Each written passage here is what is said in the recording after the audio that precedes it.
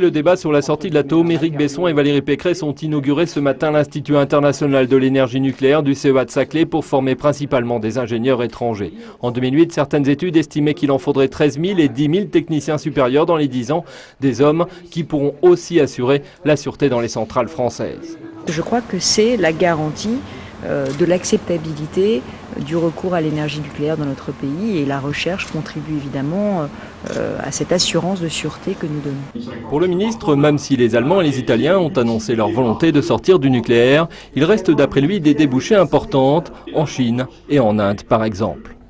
Tout le monde voit bien que le nucléaire va garder un avenir que tout le monde s'accorde à reconnaître important. Moi, je ne crois pas une seconde à la thèse de l'hiver du nucléaire tel qu'il a été évoqué ces derniers jours. Le nucléaire de l'avenir, pour nous, il est de 3e génération et il est aussi, ce que prépare le CEA, le nucléaire de 4e génération. Donc il était logique que les investissements d'avenir, il est logique que les investissements d'avenir consacrent une partie seulement, mais une partie significative au nucléaire des temps qui viennent.